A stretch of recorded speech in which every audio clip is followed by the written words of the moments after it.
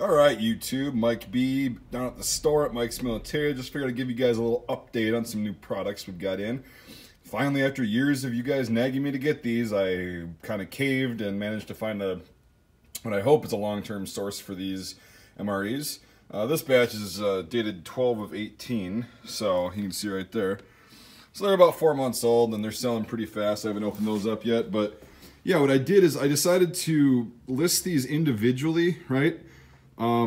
Because most places just sell them by the case and they're very expensive. If you only like a couple of them or you want to try a couple of them, it's really kind of cost prohibitive to buy an entire case and just have them kind of sitting there, unless you're like doing a prepping survival kind of thing. But a lot of people just want to try these, so that's why I listed them individually.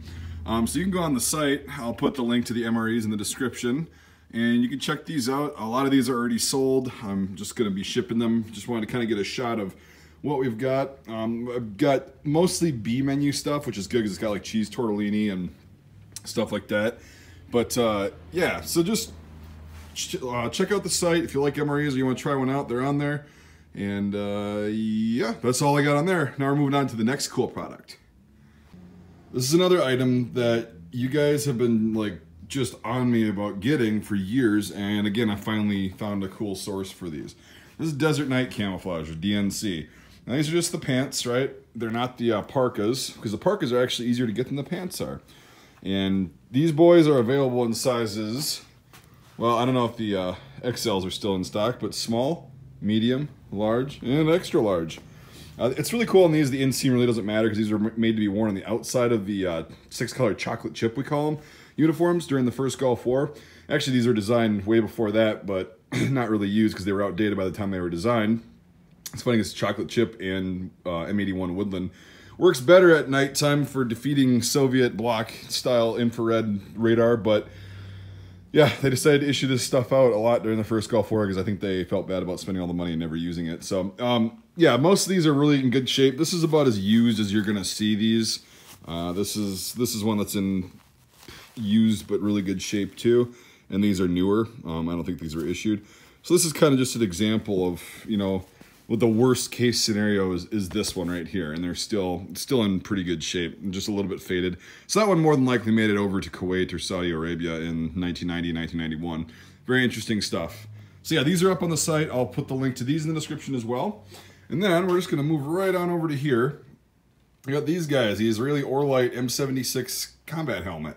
So these are made out of like fiberglass, or what they call Orlite, which is kind of a polymer resin. They made magazines out of it. They made other gear out of it. It's pretty much an experimental kind of material that they actually decided to use, the Israelis, in the 1970s. And this M76 design was the first composite helmet ever adopted officially by a military. It's very early. They're pretty cool. Weird that they would design it like the Stahlhelm, kind of like with the swooped ear first, before everyone else even decided to do that, considering their history with the Stahlhelm. But it's very interesting and cool that they designed it like this. It's a pretty neat helmet. For being as early as it is, it's very compact, and yeah, the liners have these new Pasget bands in them, these sweatbands. I don't know if the Israelis did that or if somebody here did that.